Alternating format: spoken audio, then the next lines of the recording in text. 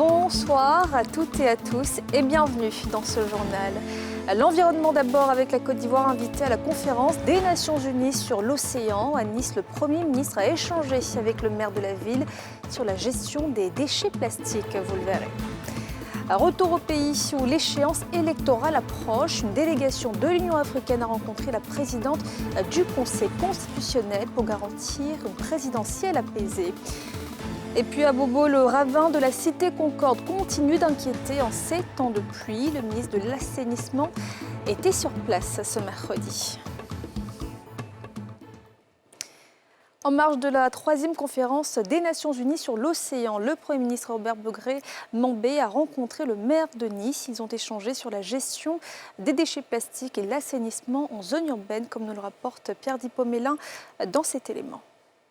Le chef du gouvernement ivoirien, Robert Begré-Mambé, reçu par le maire de Nice, a salué la parfaite organisation de la 3e conférence des Nations Unies sur l'océan dans la ville. Nous sommes venus lui dire merci pour toutes les initiatives qui ont été prises d'abord pour Abidjan et surtout pour l'invitation qui a été adressée à M. le Président de la République de participer à l'UNOX 3. Et il m'a fait l'honneur de me désigner pour le représenter. J'ai profité de cela pour faire le point avec l'un des principaux organisateurs, sinon l'organisateur principal au niveau de la France de cette conférence très importante.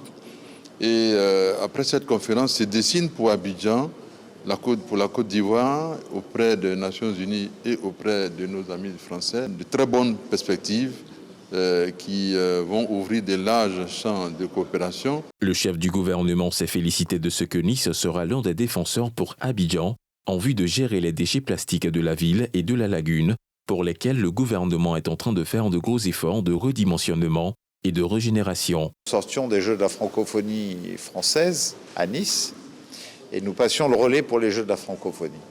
Et on n'a jamais arrêté de travailler ensemble et aujourd'hui encore.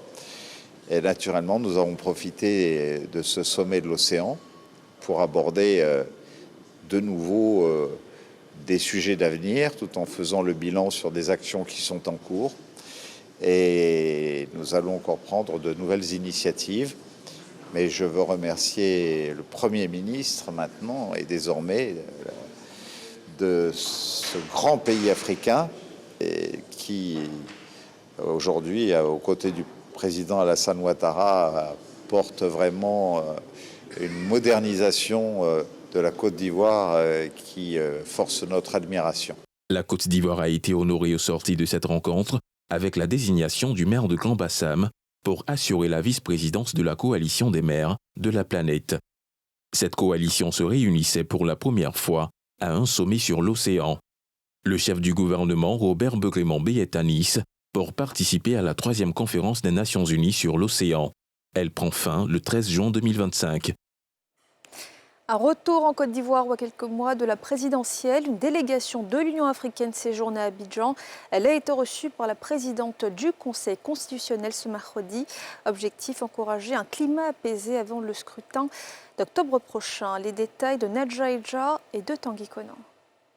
Plus que 4 mois avant l'élection présidentielle d'octobre prochain.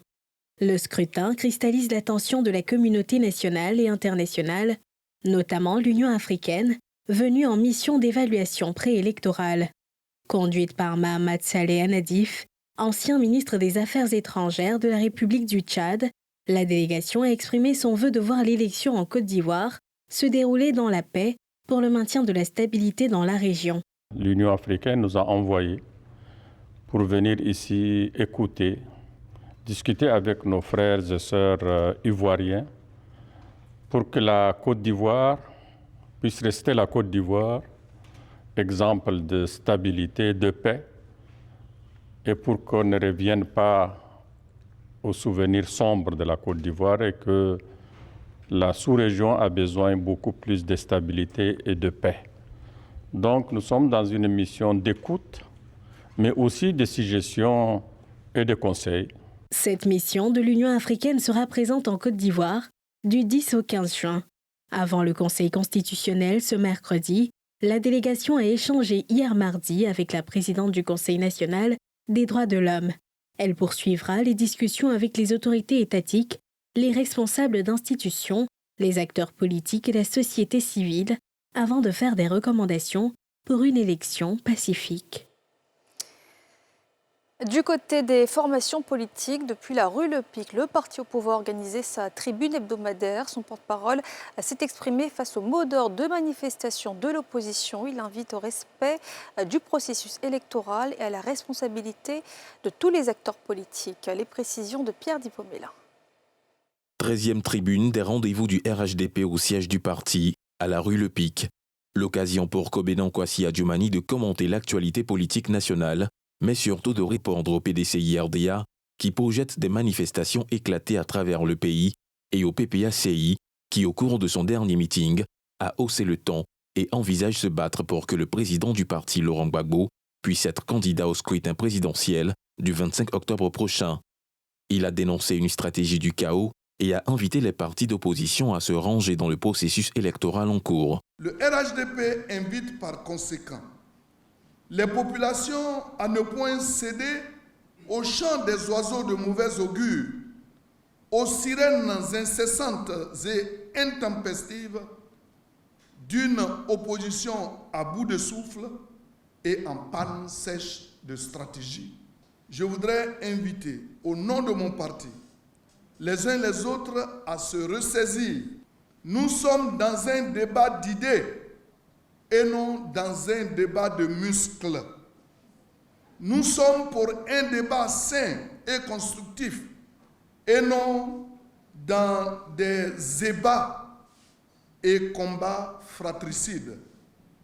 Nous sommes engagés dans un combat pour construire et non pour détruire. Kobenan Kwasi Adjumani a également évoqué le congrès des 21 et 22 juin du RHDP au stade Alassane Ouattara d'Ebimpe, annonçant un rendez-vous historique en termes de mobilisation. Et le président de la Haute Autorité pour la bonne gouvernance a échangé avec l'ambassadeur de Belgique en Côte d'Ivoire ce mercredi. À la clé, le départ imminent de 6 hauts fonctionnaires ivoiriens pour un séjour de renforcement de capacités en Belgique dans le cadre de la nouvelle Académie de la bonne gouvernance. Plus de précisions avec Moussani Kema et Kimou Eric. Dans le cadre du renforcement de la coopération entre la Côte d'Ivoire et la Belgique en matière de lutte contre la corruption, 6 cadres de l'administration ivoirienne bénéficieront d'une session de formation en bonne gouvernance en Belgique. C'est ce qui ressort de la rencontre entre l'ambassadeur de la Belgique en Côte d'Ivoire et le président de la Haute Autorité pour la bonne gouvernance. Démontrer aujourd'hui par cette réunion le soutien de la Belgique aux efforts faits par la République de Côte d'Ivoire en matière de lutte contre la corruption et en matière, bien entendu, de promotion de la bonne gouvernance. Et on espère effectivement que ces échanges d'expertise pourront permettre le renforcement de ces capacités au niveau des cadres qui participeront. La Belgique est certes petit dans sa taille, mais c'est un pays qui a une belle expertise, discrète, mais efficace. La semaine prochaine, nous aurons une autre vague de 200 personnes à former. L'idée à ce niveau-là sera non seulement de les former, mais surtout de les accompagner à la mise en place d'outils concrets de conformité anti-corruption en leur sein. Ces agents publics sont appelés à devenir les futurs formateurs de l'Académie de la bonne gouvernance, lancée les 24 et 25 avril dernier à Yamoussoukro. Qu'aucun agent public dans l'absolu n'est à l'abri d'une tentative de corruption. Donc il est bon que nous soyons outillés pour pouvoir développer des techniques, des stratégies pour prévenir, pour anticiper. Et malheureusement, une fois peut-être que l'acte est causé, pouvoir circonscrire, on va dire, les effets ou les extirper de nos services publics. Pour nous, c'est une opportunité d'aller partager nos expériences. Et nous avons le contexte européen, et ça, on fait bien de dire, il va y avoir des échanges de connaissances pour que nous puissions internaliser les concepts que nous allons découvrir dans notre écosystème national. Zoro Bibalo a rappelé les avancées de la Côte d'Ivoire en matière de lutte contre la corruption, notamment sa progression dans l'indice de perception de la corruption de Transparency International, passant de la 136e à la 69e place entre 2013 et 2024. Allons à présent à Bobo, où le ravin de la cité Concorde continue d'inquiéter en ces périodes de pluie. Sur place, Bouaké Fofana rassure, des travaux sont en cours pour protéger les habitants. Il a aussi fait un tour à Angré, où d'autres aménagements permettent de mieux écouler les eaux de pluie. Le constat de Moussa Nikema, Mina Touré et de Kimo Eric. À quelques pas des habitations de cette cité d'Abobo, le paysage est déchiré par un profond ravin qui se creuse de jour en jour. Alerté depuis quelques semaines par la situation, le ministre Bouaké Fofana s'est rendu sur les lieux et a évoqué des solutions alternatives. Sur la base des études, commencer le travail pour arrêter l'évolution de l'érosion et sauver, n'est-ce pas, les premières maisons. Pendant ce temps, les études continuent. Voilà, la solution durable qui va être mise en place, pas seulement ici, parce qu'il y a des liens entre les talwegs.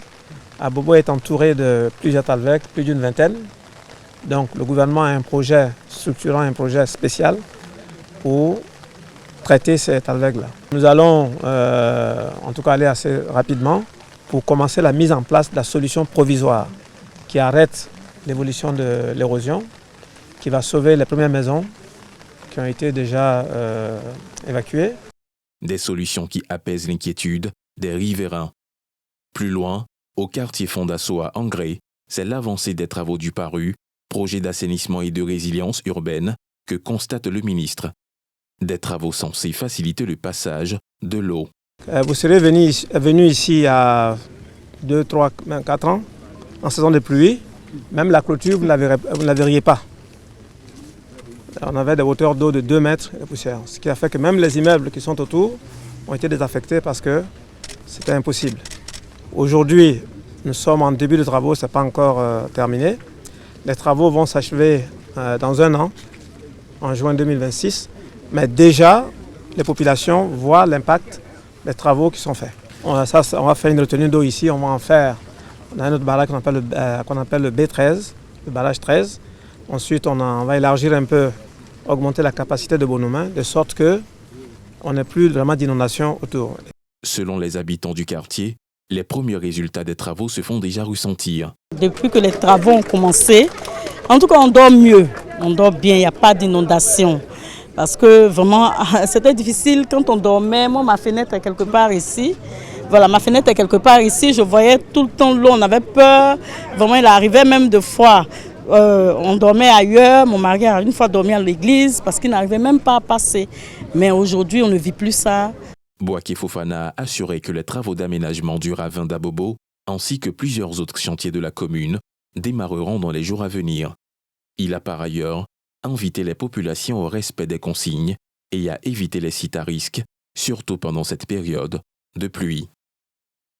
Toujours à Bobo, elles sont 3 femmes désormais aux commandes du tout nouveau tribunal de première instance d'Abobo, une présidente, une procureure et une greffière en chef installée officiellement ce mercredi et avec elles 16 autres magistrats et greffiers pour faire fonctionner la juridiction qui couvre aussi à Niama et à l'Épée. On fait le point avec Timé d'Angers et Fulgence Kissidou. Tribunal de première instance d'Abobo, prêt pour la direction du temple de Thémis, ce duo de magistrates, en face pour la réquisition d'usage, la présidente du tribunal du plateau.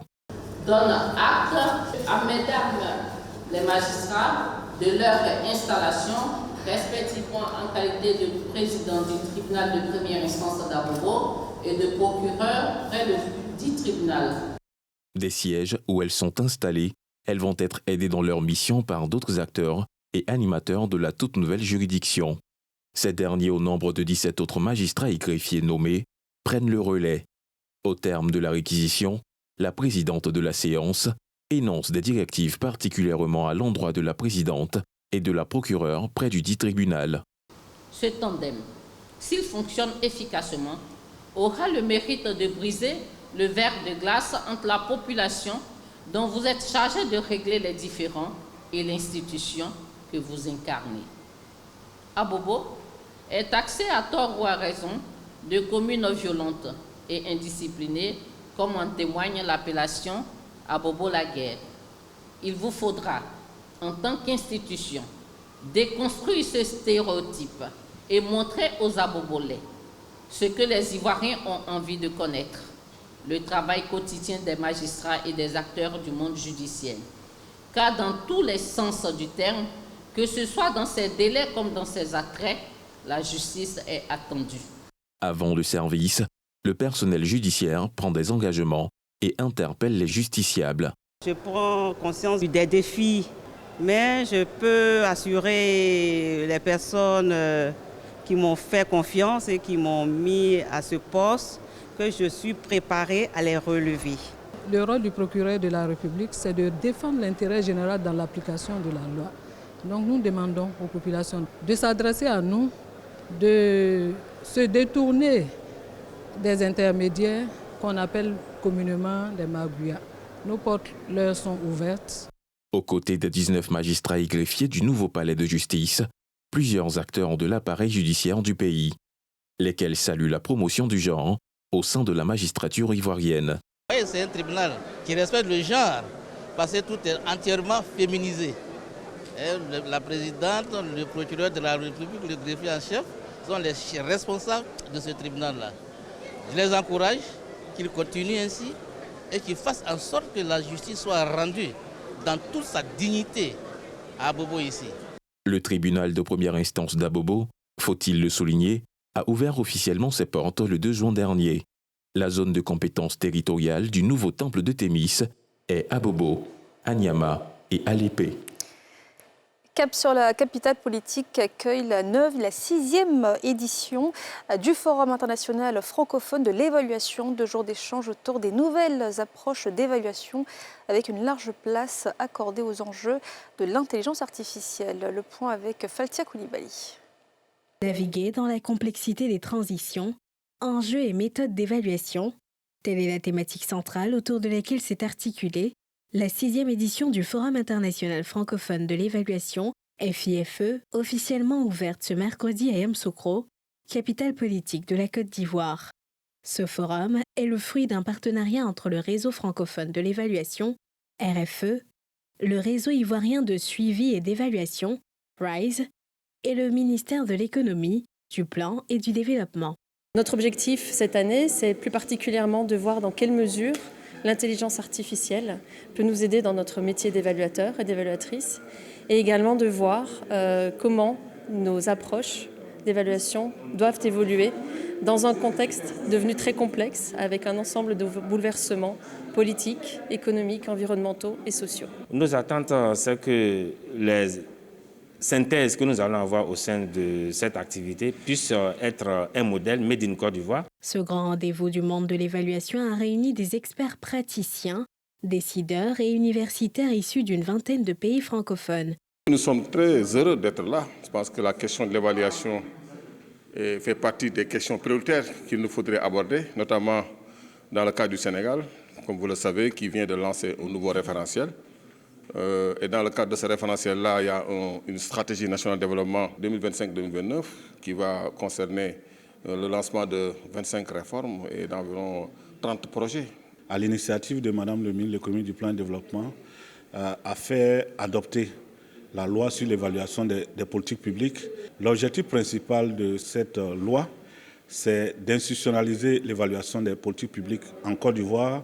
Et quand on parle d'évaluation des politiques publiques, l'idée essentielle, c'est d'optimiser les résultats de développement, de faire en sorte que les politiques publiques qui sont conduites aient un meilleur impact sur le bien-être des populations.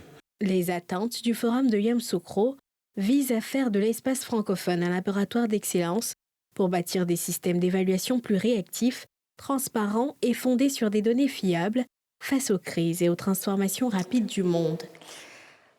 Et voilà, c'est la fin de ce journal. Merci de l'avoir suivi. Retrouvez demain à 19h50 Alassane Drabo.